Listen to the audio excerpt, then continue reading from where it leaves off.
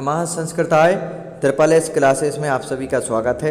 प्यारे बच्चों, आज हम हमारी पाठ्य पुस्तक सेमुसी द्वितीय भागा दशम वर्ग में जो लगी हुई है उसका अपन नवमः पाठा पढ़ेंगे। नवमः पाठा सूक्तयः।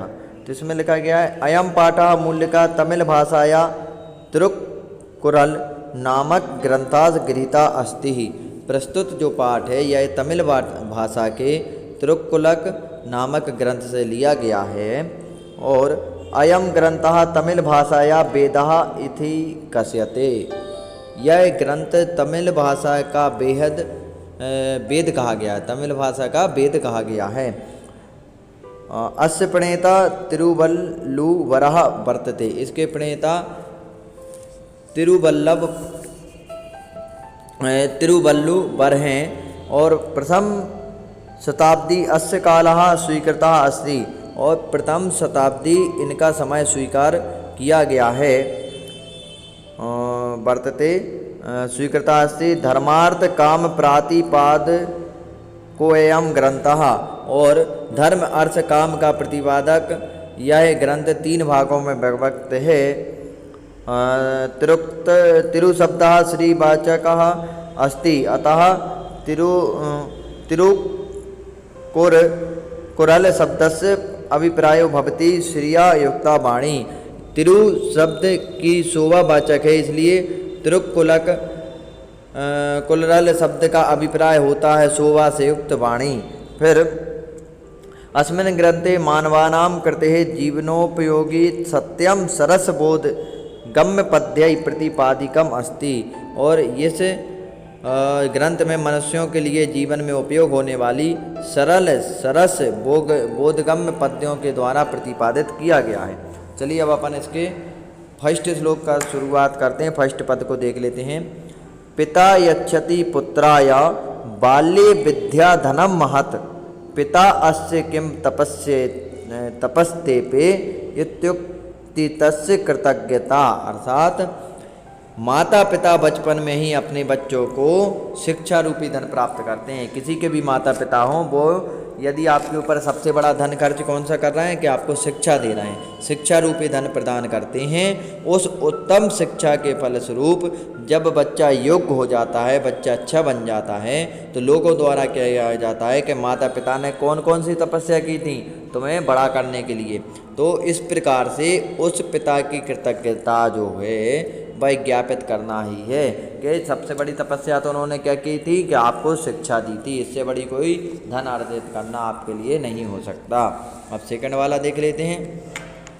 आबक्रता यथा चित्ते तथा वाची भवेद यदि तदे बाहु महात्मानः समत्वमिति कथयतः। अर्थात जैसी मन में यदि वैसी ही वाणी में सरलता हो उसे ही महापुरुष कहा गया है। जैसे आपके मन में आप सोचते हो वैसे ही वाणी में भी सरलता होनी चाहिए। अर्थात महापुरुष के मन और वाणी में एक रूपता होती है और समानता होती है, इसलिए महापुरुष का उदाहरण यहाँ पर दिया गया है। थर्ड देखें। तय कत्वा धर्म प्रदाम वाचम पुरुषा योभ्यु दीर्येत परित्यज्य फलम पक्वम भुदंकवे पक्यम विमूढ़धि। अर्थात तय कत्वा धर्म प्रदाम वाचाम पुरुषाम यो अभ्युदीरयेत परित्यज्य फलम पक्वम भुंकत्वे पक्वम विमूढ़धि। अर्थात जैसे जो धर्म युक्त ऐसा मनुष्य जो कैसा होना चाहिए, धर्मयुक्त, सत्य एवं प्रिय वाणी को छोड़कर कठोर वचन बोलता है, ऐसा मनुष्य जो धर्म और सत्य की वाणी को छोड़कर प्रिय वाणी को छोड़कर कठोर वचन बोलता है, वह उसी मूर्ख के समान है जो पके हुए फल को छोड़कर कच्चा फल खाता है। तो इसलिए अपन को पके हुए फल को खाना है, ना कि कच्चे फल को। अपन को विद्वान बनना है, ना कि मूर्ख। पर विद्वांस एव लोकेस्मिन् चक्षुतमन्तः प्रकीर्तितः अन्येषां वदने हेतु ते चतुर ना मनीमते। अर्थात इस संसार में विद्वान ही है जो उचित अनुचित का भेद करने में सक्षम होने के कारण नेत्रों से युक्त कहे गए हैं। विद्वान पुरुष क्या है, अच्छे का, उचित का और अनुचित का भेद कर लेते हैं, तो उसमें वह सक्षम माने गए हैं। और अन्य दूसरे मुख पर तो जो नेत्र हैं वह नाम मात्र के नेत्र हैं। भाई जब अच्छा नहीं देख पाते, बुरा नहीं देख पाते, अच्छे बुरे में अंतर नहीं समझ पाते, तो ऐसे नेत्रों का क्या फ़ायदा। तो यही यहाँ पर बताया गया है। अब 5th वाला देख लें।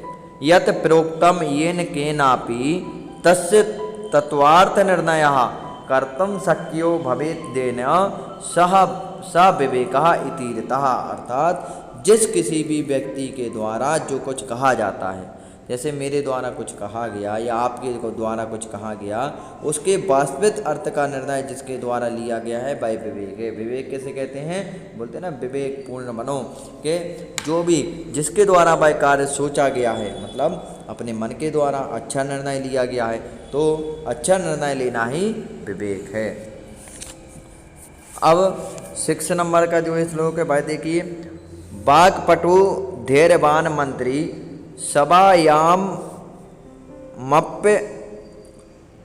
सभायामप्य कातरः स केनापि प्रकारेण परेण परिभूयते। अर्थात जो मंत्री बोलने में चतुर, धैर्यशाली और सभा में निर्भीक होता है, ऐसा मनुष्य जिसमें वाक्पटुता हो, बोलने में चतुर हो, धैर्यवान हो, सभा में निर्भीक हो, वह किसी के द्वारा, दूसरे के द्वारा अपमानित नहीं किया जा सकता, उसको हमेशा सम्मान ही मिलेगा। ऐसे ही अपन को बनना चाहिए। अब 7 नंबर। यह इच्छयात्मनः श्रेयः प्रभूतानि सुखानि च न कुर्यात् दहितं कर्म स परिव्या कदापि च।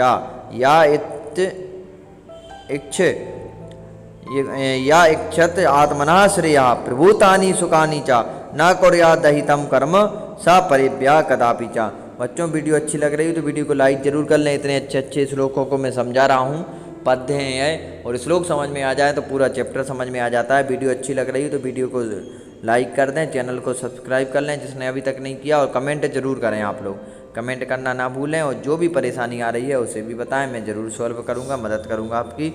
अब चलिए इसका अर्थ जान लेते हैं। इसका अर्थ है कि जो अपना कल्याण और दूसरों को अत्यधिक सुख देना चाहता है, वह दूसरों का के लिए अकल्याणकारी कार्य कभी ना करें। जो अपना कल्याण चाहता है और अपन के लिए सुख भोगना चाहता है, तो वह दूसरों के लिए अकल्याणकारी कार्य न करे। यदि दूसरों के लिए अकल्याणकारी कार्य करोगे तो अपन कभी सुखी नहीं रहेंगे। दूसरों के लिए अच्छा सोचो तो अपन अपने आप सुख भोगते रहेंगे। यही इस श्लोक के माध्यम से बताया गया है।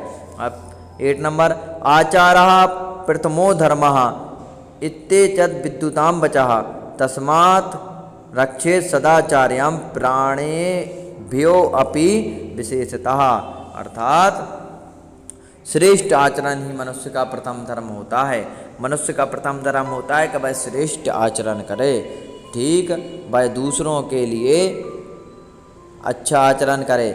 ऐसा विद्वानों का वचन है, विद्वानों का कहना है। इसलिए प्राणों से बढ़कर भी सदाचार की रक्षा करना चाहिए। अच्छे आचार्यों की, अच्छे संस्कारों की रक्षा करनी चाहिए। भले प्राण निकल जाए पर हमारे अच्छे आचार विचार नहीं जाना चाहिए। यह इस चैप्टर में बताया गया है। बहुत ही सुंदर है, बहुत ही सुंदर, जिसको आप अपने जीवन में उतारें और संकल्प लें कि हमें सभी को अच्छे कार्य करना है। और इसी प्रकार से यह चैप्टर मैंने समझा दिया। आप लोगों को वीडियो अच्छी लगी हो तो वीडियो को लाइक शेयर करना ना भूलें।